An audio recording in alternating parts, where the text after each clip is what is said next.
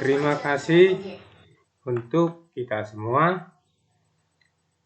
Saat ini kita masuk pertemuan yang keempat, pelajaran seni budaya. Topiknya nilai estetis dan proses karya seni rupa 3 dimensi. Anak-anak kami, berkarya seni rupa 3 dimensi kita pelajari yang pertama tentang pengertian karya seni rupa 3 dimensi. Yang kedua, jenis karya seni rupa 3 dimensi. Yang ketiga, tema dan fungsi karya seni rupa 3 dimensi. Yang keempat, nilai estetika karya seni rupa 3 dimensi. Dan yang terakhir, proses berkarya seni rupa 3 dimensi. Nah, adik kami, yang pertama, kedua, dan ketiga sudah kita pelajari minggu yang lewat. Sekarang kita masuki yang pertemuan keempat ini tentang nilai estetika karya seni rupa 3 dimensi dan proses berkarya seni rupa 3 dimensi. Nah, nilai estetika karya seni rupa 3 dimensi mengandung sifat, ditinjau dari 2 sifat. Sifat objektif. Sifat objektif memandang keindahan sebuah karya seni rupa berada pada karya seni itu sendiri secara kasat mata. Sedangkan sifat subjektif, keindahan tidak hanya pada unsur-unsur fisik yang diserap mata secara visual, tetapi ditentukan oleh selera penikmatnya atau orang yang melihatnya.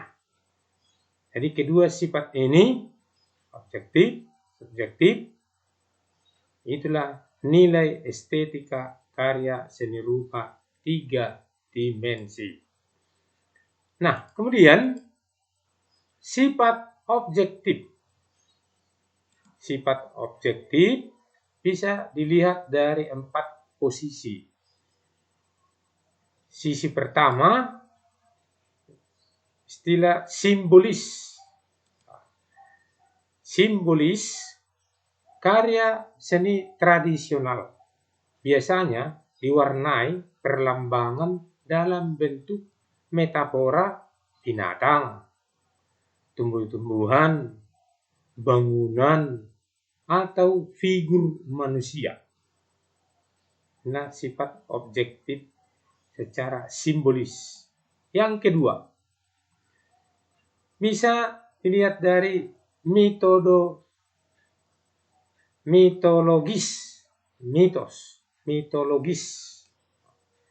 Sifat mitologis adalah tokoh legenda dan mitos suatu daerah yang ditransformasi lewat karya seni. Nah, sebagai contoh, bentuk wayang. Wayang itu termasuk mitos. Yang ketiga, yaitu religius. Yaitu sifat religius adalah karya seni yang digunakan sebagai penunjang kegiatan ritual dan penyampai ajaran agama. Jadi ada sebuah agama mempunyai benda-benda tersendiri yang dianggap suci, misalnya patung. Ini religius. Yang keempat, Seni dapat memacu kreativitas selain memiliki nilai-nilai estetika. Seni juga memiliki sifat menghibur, menggugah, dan manfaat. Jadi fungsional bisa menggugah perasaan penglihat yang melihat. Kemudian kita masuk bagian terakhir, proses berkarya seni rupa 3 dimensi. Bagaimana proses terjadinya? Untuk membuat suatu proses terjadinya karya seni rupa 3 dimensi ini harus ada sumber gagasan. Sumber gagasan untuk membentuk ide atau gagasan. Muncul ide dari sumber gagasan. Apa itu sumber gagasannya? Ya, bisa lah dari pengalaman, bisa dari mimpi, bisa dari media massa, bisa dari lingkungan, dan lain-lain. Maka terbentuklah sebuah gagasan atau ide. Setelah muncul gagasan atau ide, kita masuklah ke perupa. Langkah selanjutnya masuk ke produksi karya. Mulailah ada produksi karya. Perupa bisa bersumber atau terbentuk dari eksplorasi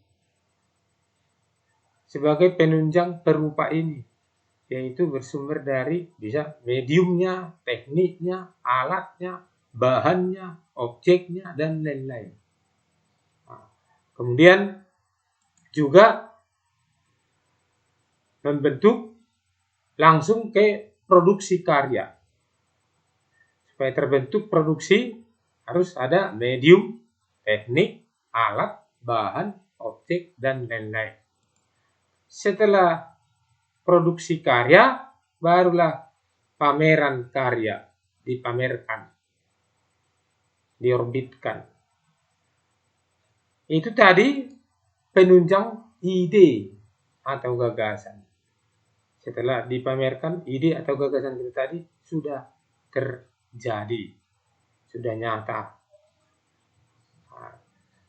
Ide itu juga bisa didukung dari medium yang ada, teknik yang ada, alat, bahan, objek untuk penunjang ide atau gagasan tadi dari pola pikir kita.